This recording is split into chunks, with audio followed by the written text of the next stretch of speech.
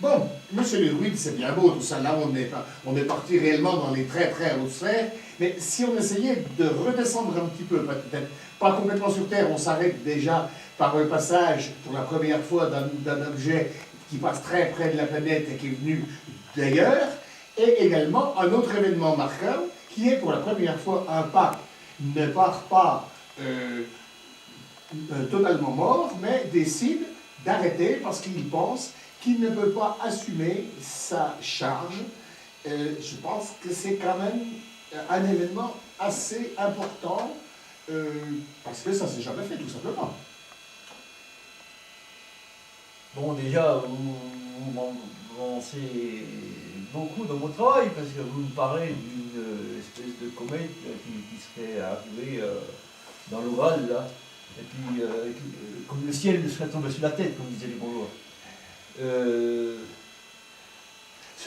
Moi, ce n'est pas une comète. Ce n'est pas une comète, oui, c'est un astéroïde, mais ce qui est tombé dans l'Oural, c'est ce qui suivait. Non, mais ça, il ne faut pas rentrer dans les détails.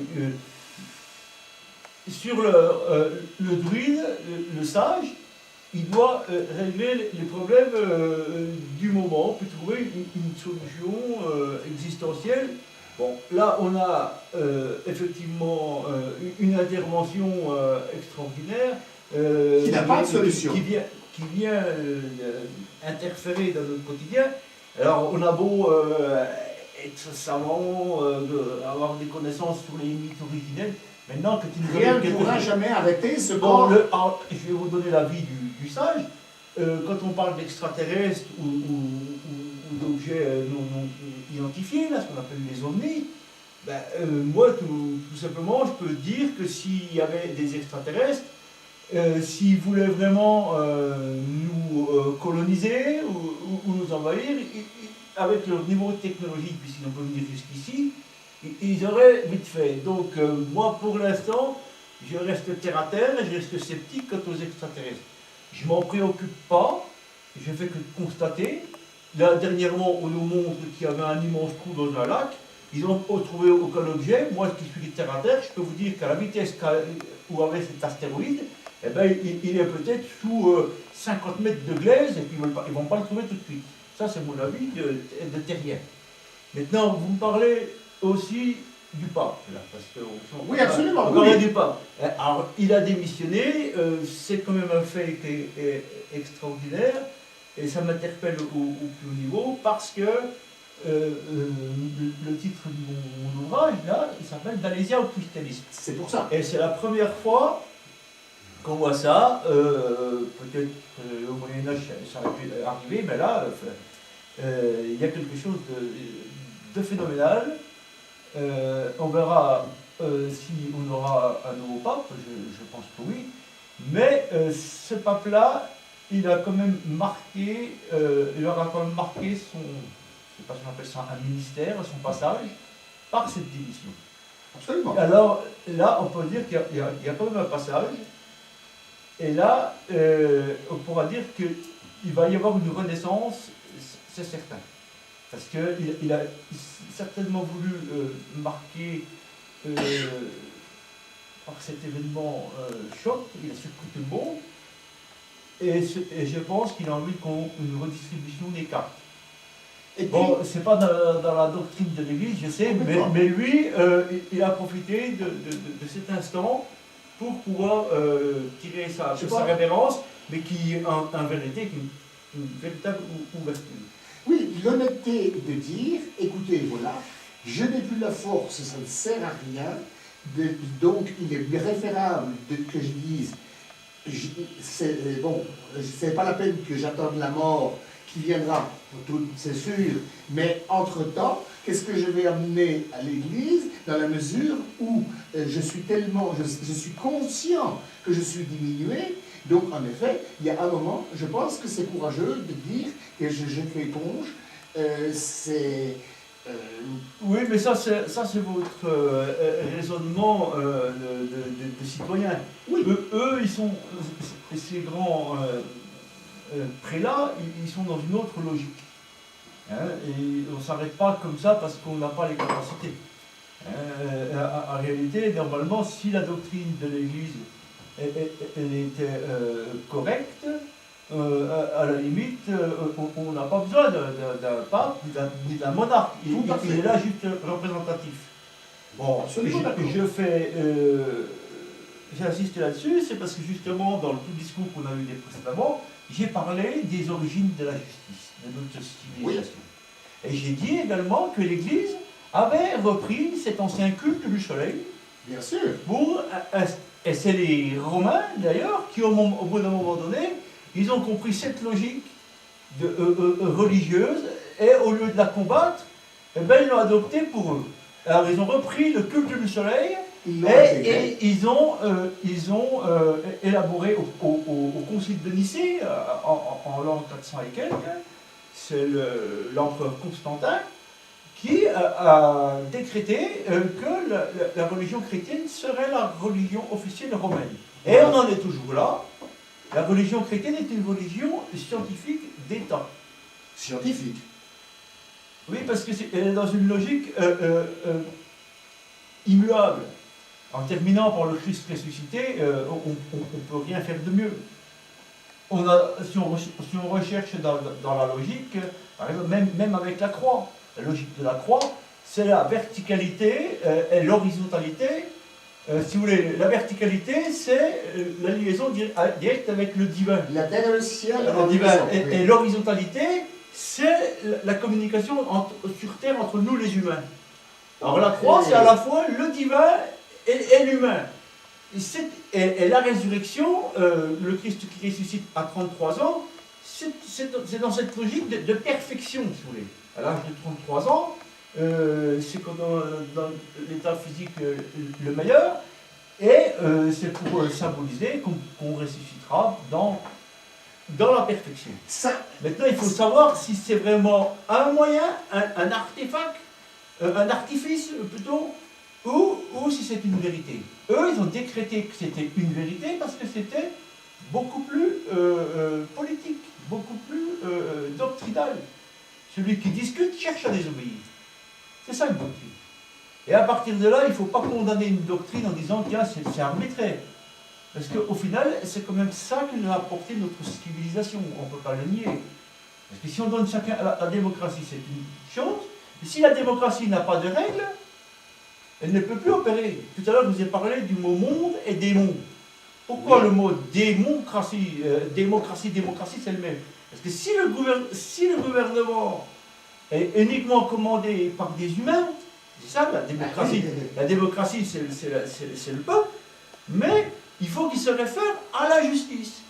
Et ce que je voudrais dire, c'est qu'en recherchant les mythes originels à l'origine de cette justice, qu'il faut mettre la justice au-dessus de la démocratie pour que celle-ci puisse fonctionner. Elle fonctionne, excusez-moi, je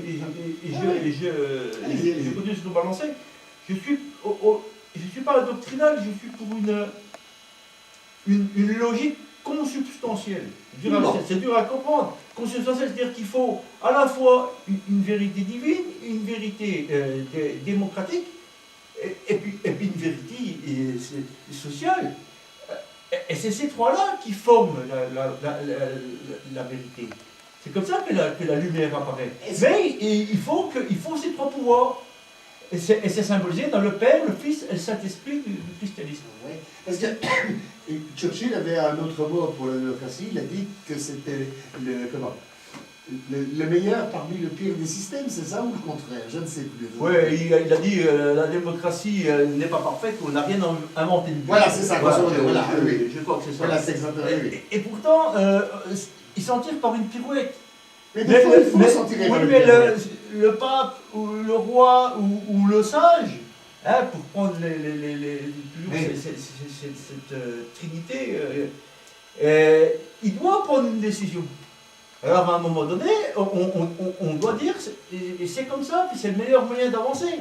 C'est un sage, quand il amène la tribu dans le désert, à un moment donné, on ne peut plus reculer. Oui. Alors il monte sur la montagne, comme a fait Moïse, et puis il redescend, puis il dit venez de l'autre côté, il y a la terre promise. Voilà. Alors si on ne suit pas le sage, eh ben on reste sur place et puis on meurt. On meurt de faim, de soif, et on finit par adorer le Vaudan. Alors à un moment donné, Moïse, il dit, voilà, j'ai vu Dieu, et la vérité, elle est de l'autre côté de la montagne, suivez-moi. Alors ça, je trouve ça sage et raisonnable. Maintenant, on arrive à un autre tournant. Le pape, il veut réformer puisqu'il démissionne. Alors, qu'est-ce qui va se passer? Pour moi, la résurrection est un artifice. Si on veut aller plus loin, il faudra, à un moment donné, avouer la vérité historique. Ah, et la vérité, qui est, la vérité historique, c'est celle d'Alésia, parce qu'ils ont repris le mythe originel des sectes pour se greffer dessus, et ainsi de suite, les Romains avec la résurrection. Et maintenant, il faudra dire à la population les origines, puisque au Vatican, on les a, les pièces à conviction. J'en parle dans mon blog, j'explique même qu'il y a un bibliothécaire du Vatican qui m'a téléphoné suite à mon livre, qui m'a dit il faut croire en Dieu, mais croire en Jésus, c'est une hérésie. Parce que Jésus, c'est un homme comme nous, alors que Dieu, c'est une entité supérieure, et on ne peut pas... un homme, ça ne peut pas être Dieu. À ce compte-là, il faut rentrer dans cette vérité, une autre vérité que moi j'ai adoptée, le bouddhisme. Voilà, l'homme doit s'être éveillé, voilà. Et l'homme doit devenir Dieu. Voilà. Et donc, à la place d'avoir la résurrection, il y a la réincarnation, mais on peut presque considérer que la rapidité entre le Christ qui est, comme il disait, enseveli et ressuscité, c'est pas très loin d'une réincarnation, puisque la réincarnation, le cycle est court, alors que normalement, chez les chrétiens, la résurrection est à la fin des temps. C'est ça, hein? Oui, mais il ne faut pas tout mélanger, parce que nous, dans le christianisme, on a force de confondre résurrection et réincarnation. Non, pas du tout. Ça n'existe pas. La réincarnation est une punition. Alors que la résurrection est une récompense. En fait, le but, c'est de ne pas être réincarné et puis de devenir un saint sur terre. Et tant qu'on n'a pas terminé notre cycle de transformation, d'alchimique, on dirait, on est condamné à revenir sur Terre pour terminer le travail. Alors on doit finir par devenir des éveillés. Alors on est réincarné autant de fois qu'il faut, mais on finit par souffrir quand on commet des erreurs. Moi, si vous voulez, quand j'ai décidé de partir en direction du bouddhisme, c'est parce que, si vous voulez, la notion de réincarnation permet de trouver la mort d'un être cher moins dure. Parce qu'on va se dire, peut-être que l'aigle qui vous a volé dans le ciel, peut-être que cet autre animal ou cet autre homme est la personne que j'ai connue, qui est toujours là, mais différent. Moi, je vous avoue que ça m'a beaucoup aidé au décès de ma mère, parce que je me suis dit qu'elle était peut-être réincarnée, tout simplement dans mon chat, parce que mon chat, il y a des trucs qui font que... Et puis, moi, je suis un peu persuadé d'être la réincarnation de mon grand-père, parce que tout simplement, mon grand-père est décédé avant ma naissance, et c'est les choses que peut me raconter ma mère. Voilà, mais bon, dans un sens, je vous avoue que j'ai choisi... Enfin, il y a de nombreuses raisons qui m'ont fait aller... comme par exemple les histoires du Big Bang et tout, je pense que le bouddhisme est plus près avec les cycles.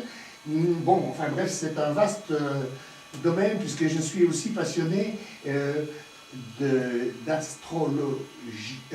d'astronomie.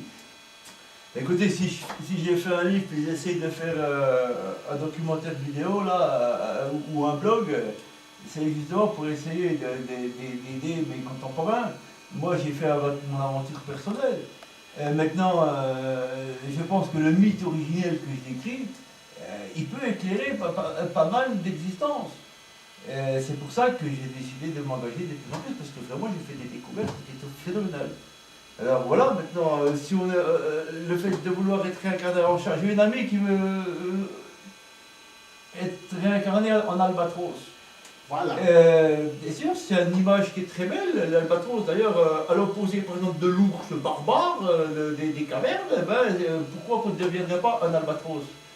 Bon, dans tout ça, le sage, eh ben, il va vous dire que c'est des images du barbare ours, on doit devenir libre comme l'albatros.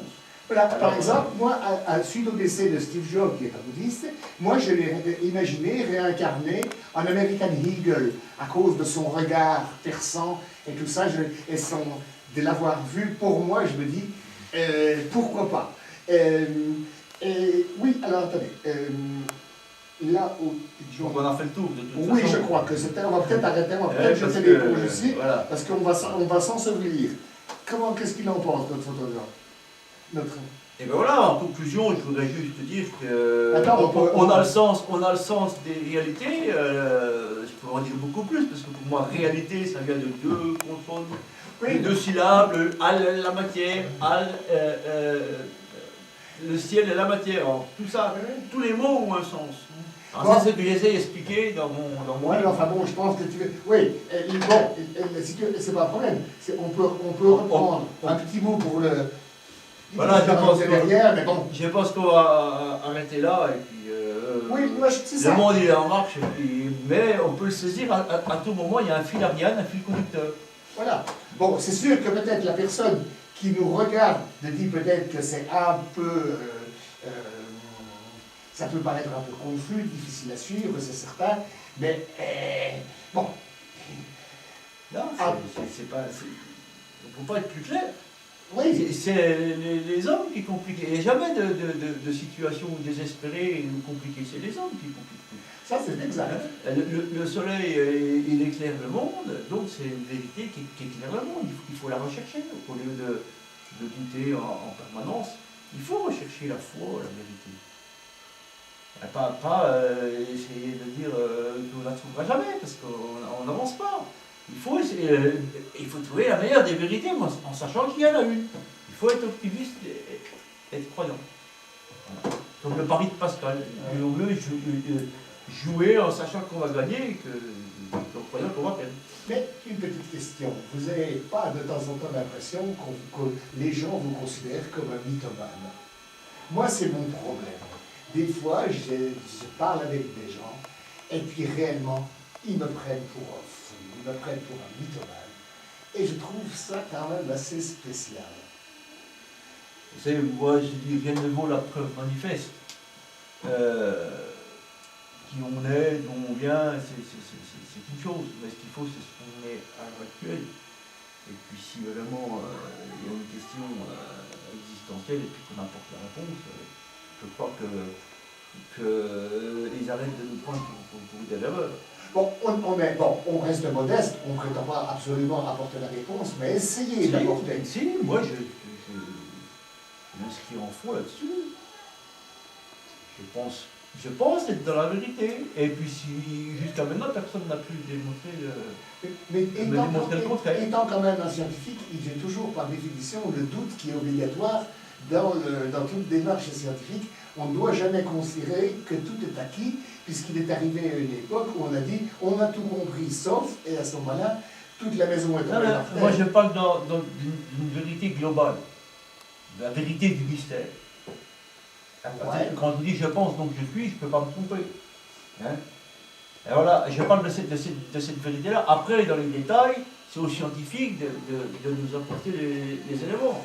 Mais là, le sage, c'est lui-même qui nomme les choses, qui décide. Moi, je sais que demain, le jour où on va se lever, je peux considérer que c'est une vérité. Je me base surtout là-dessus, c'est ça la raison. Ouais. Voilà, monsieur, si vous êtes satisfait. Ouais, je pense que là, si vous êtes... ouais. Voilà, on peut encore en mettre des tartines, mais je pense oui, mais moi je pense que j'ai dit l'essentiel et j'ai fait mon boulot. Comme je te dis, on a essayé. Bon, après on verra bien. On pourra toujours s'autocritiquer, mais on a décidé qu'on le ferait. Tu te souviens, l'autre jour, on a discuté, on a dit, nom de Dieu, on en a marre de passer son temps à bouffer notre énergie, à souffrir sur des textes pour qu'en fait personne les lise, qu'on se fasse envoyer. Donc, on avait décidé de faire un autre mode d'expression, Et une rupture. Je te remercie, je vous remercie, parce que maintenant Ben, on va surtout... on se tutoie, on se revoit, mais Ben, je crois qu'on va se tutoyer, et puis on va remercier celui qui est derrière la caméra, qui... Et puis à votre santé. Voilà. Yo. Et puis demain, est un autre